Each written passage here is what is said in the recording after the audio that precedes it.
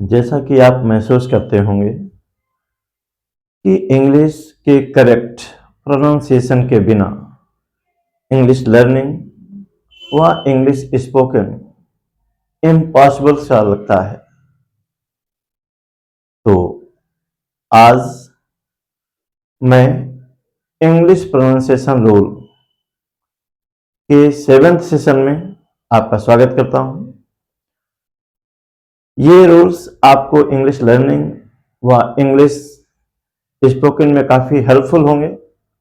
जी, मैं आरसी अग्रहरी आज आपको प्रोनाउंसिएशन रूल के 7th session pronunciation rule of G and G H को मैं डिस्क्राइब करूंगा। आप जानते हैं जी का प्रोनाउंसिएशन कभी दा होता है, कभी जा होता है, तो कभी जी साइलेंट होता है। आइए जानते हैं कब जी का प्रोनाउंसिएशन गा, कब जी का प्रोनाउंसिएशन जा और कब जी साइलेंट होता है। और आपका रूल फर्स्ट है। जी, आज के प्रोनाउंसिएशन रूल फर्स्ट में हम जानेंगे कि जी का प्रोनाउंसिएशन गा कब होता है। आप जानते हैं जी का प्रोनाउंसिएशन कभी गा, कभी जा और कभी साइलेंट होता है। तो आपको जानना चाहिए जब जी के बाद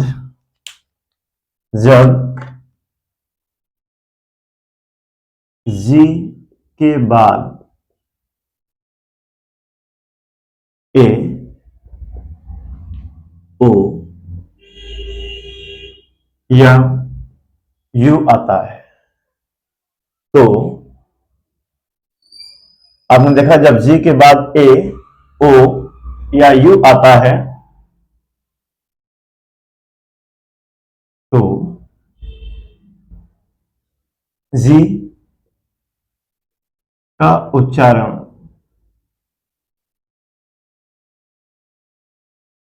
ग होता है। तो आपको याद रखना है जब भी जी के बाद ए आएगा, ओ आएगा या यू आएगा तो जी का प्रोनाउंसिएशन हमेशा गा होता है मोस्टली। आप देख रहे हैं यहां जी है, जी के बाद यहां पर ए आया है, यहां जी है, यहां पर ओ आया है, ये जी है, यहां पर यू आया है। तो आप समझ सकते हैं यहां पर जी का प्रोनाउंसिएशन गा होगा, यानी कि गेज, गुड, गन और टिंगल, जिसका मीनिंग झुनझुनी होता है जब पैर शून्य हो जाता है या हाथ शून्य होता है। हाथ से हम प्रॉपर्ली कुछ पकड़ नहीं पाते और पैर से चल नहीं पाते, वो शून्य होना या झुनझुनी। तो टिंगल का मीनिंग झुनझुनी है। और आपने देखा ये रूल्स आप अप्लाई करिए और इसके अकॉर्डिंग जी के बाद ए आया है, ओ आया है, यू आया है, अतः यहाँ पर जी का प्रोनाउंसिएशन गा किया जा रहा है। Gauge, good, gun, tingle. आइए मैं आपको रूल सेकंड में बताऊं कि जी का उच्चारण जा कब होता है। जी मैं बात कर रहा हूं जा कब होता है, तो आपको जानना चाहिए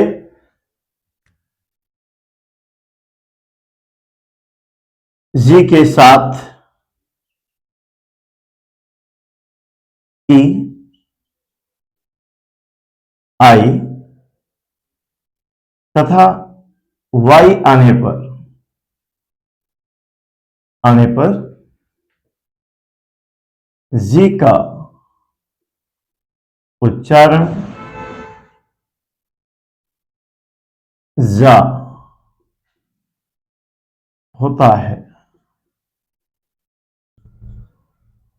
तो आपने जाना कि जब भी जी के बाद ई आएगा या जी के बाद आई आएगा या जी के बाद वाई आएगा तो ऐसी स्थिति में जी का मोस्टली प्रोनाउंसिएशन जा होता है। तो आप अंतर समझ रहे होंगे कब जी का प्रोनाउंसिएशन गा होता है और कब जा होता है। आइए लेते हैं कुछ एग्जांपल। आप देख रहे हैं यहां जी के बाद ई आया है, यहां जी के बाद आई आया है, यहां जी के बाद वाई आया है,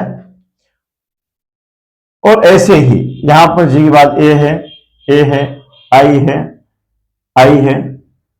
तो जब भी जी के बाद ई आई या वाई आएगा तो यहां पर जी का उच्चारण जा होता है। आप देख रहे हैं ये है जेंडर, डिजिट, जाइब, जाइब जिसका मीनिंग हंसी होता है,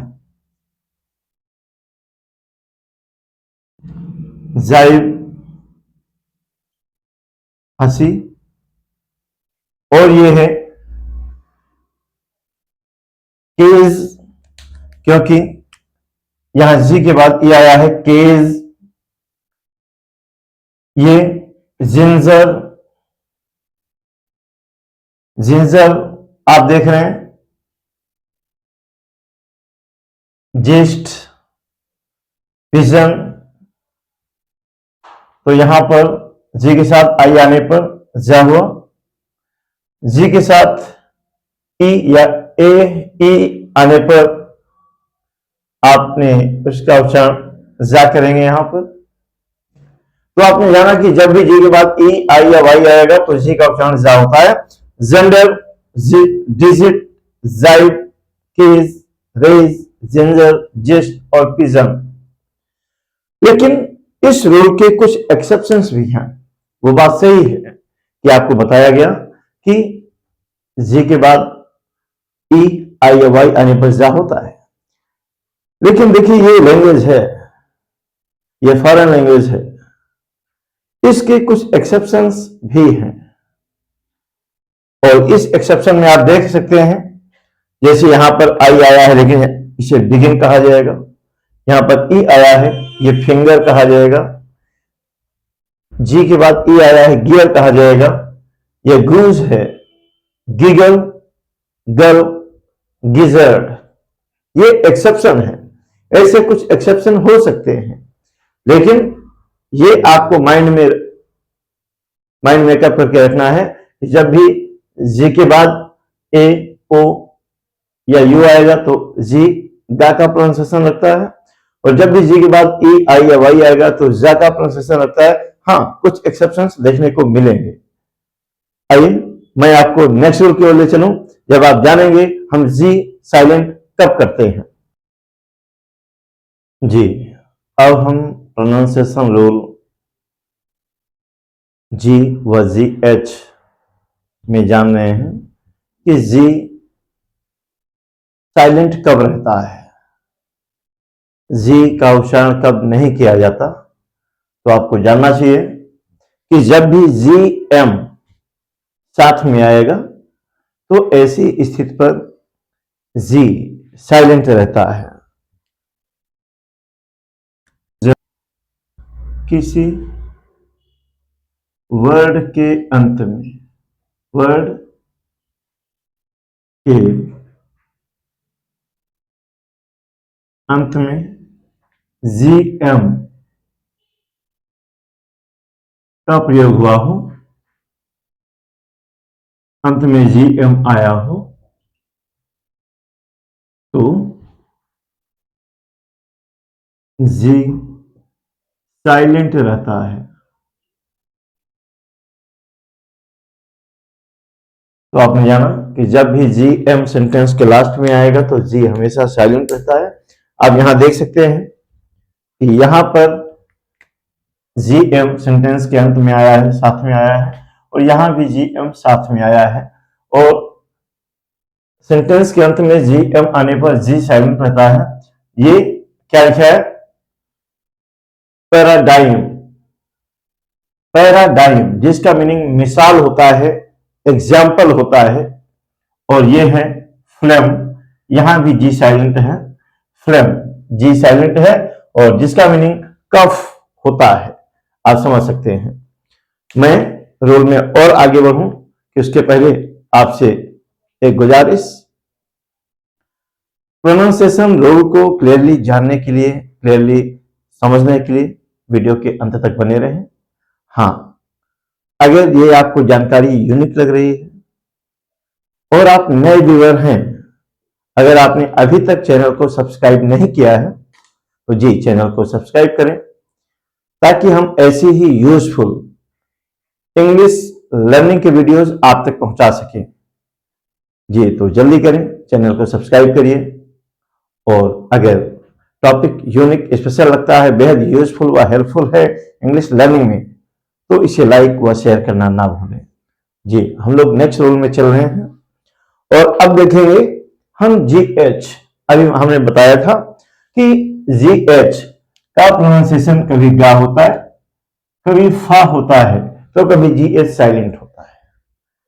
तो आइए देखते हैं GH का प्रोनाउंसिएशन गा कब होता है, तो आपको जानना चाहिए। GH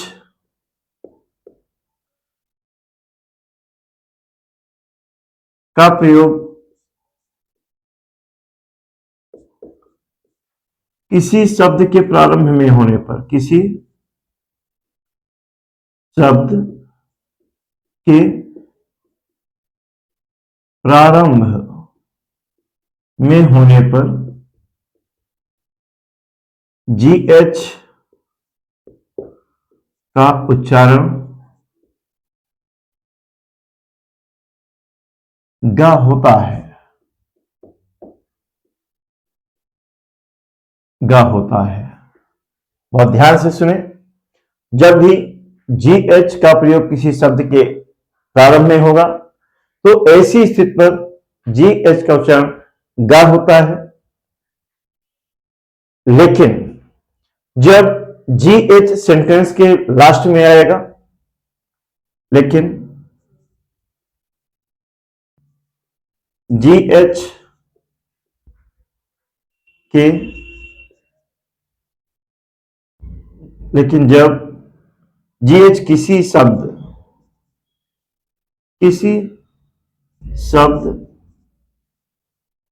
के अंत में आए,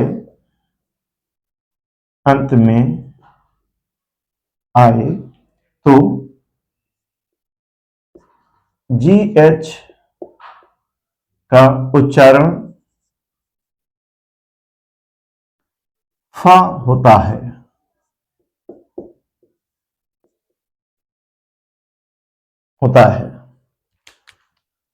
याद रहे, ये बहुत माइन्यूट चीजें हैं इंग्लिश लर्निंग के लिए, इनका माइंड में होना बेहद जरूरी है।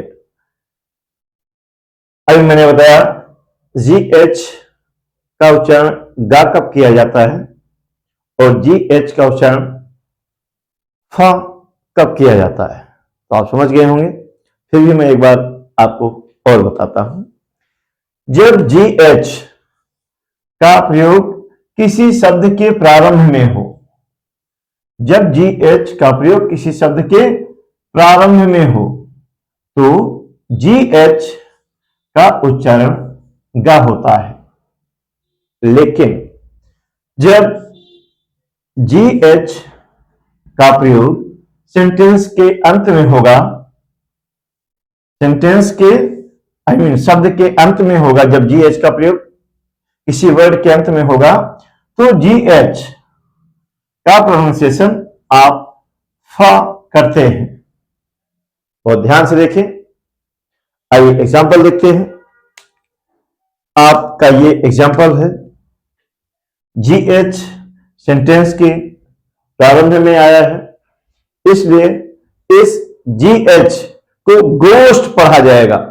बहुत से लोग कंफ्यूजन में इसे घोस्ट कहते हैं, वो गलत है। इसका करेक्ट प्रोनाउंसिएशन गोस्ट है, ना कि ghost. This one should be pronounced by ghost, ये करेक्ट प्रोनाउंसिएशन है। कुछ लोग इसे कंफ्यूजन में, जानकारी के अभाव में घोस्ट कहते हैं, ये गलत है। तो आप समझ गए होंगे, ये घोस्ट करेक्ट प्रोनाउंसिएशन है, ये घोस्ट इनकरेक्ट हुआ। और यहां पर देखिए GH शब्द के अंत में आया है और इसलिए शब्द के अंत में आने पर इसका प्रोनाउंसिएशन फा होता है। आप देख सकते हैं, यह है कफ, ये है एनफ, एनफ, ये लॉफ और ये रफ। मैंने बताया जीएच अंत में आएगा तो इसका प्रोनाउंसिएशन एफ होता है और इसका मीनिंग, रफ का मीनिंग असभ्य होता है व्यक्तियों के लिए, मनुष्यों के लिए असभ्य।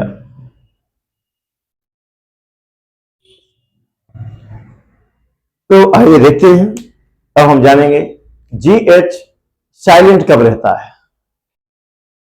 आज के सेशन के 5th रूल में आप जान रहे हैं हम जीएच का प्रोनाउंसिएशन कब नहीं करते, अर्थात जीएच कब साइलेंट होता है। मैं आपको बता दूं, जब भी जीएच के पूर्व, जीएच के पूर्व किसी वॉवेल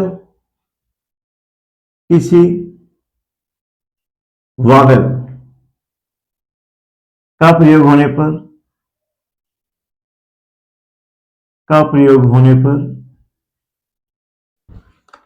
पर जीएच साइलेंट रहता है, साइलेंट होता है, या फिर जब जीएन,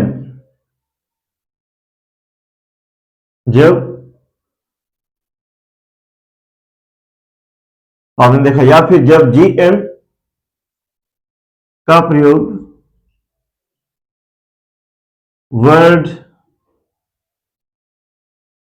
के प्रारंभ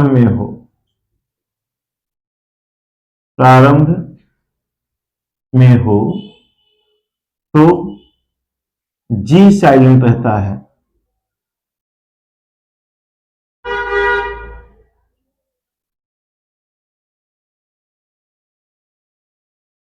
जी, आपको बताया गया यदि किसी वर्ड में जीएच आया है और जीएच के पूर्व किसी वॉवेल का प्रयोग हुआ है तो याद रहे ऐसी स्थिति में जीएच का उच्चारण नहीं किया जाएगा, अर्थात जीएच साइलेंट रहेगा। लेकिन मैं आपको बता दूं, जब जीएन सेंटेंस के शुरू में आएगा ना, तो ऐसी स्थिति में भी जी साइलेंट रहता है। आप एग्जांपल देख सकते हैं, आप देख रहे हैं ये एग्जांपल, ये जीएच है और इसके पहले ये आई आया है, ये वॉवेल है। तो यहां पर जी साइलेंट है, ये है नाइट, क्या नाइट, जिसका मीनिंग योद्धा होता है, फ्लाइट, माइट, राइट। जीएच के पूर्व वॉवेल आई आने पर या कोई भी वॉवेल आने पर जीएच साइलेंट रहता है।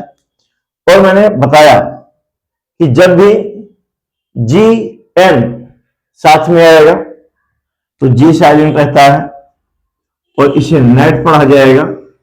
तो नेट का मीनिंग लड़ाकू विमान होता है,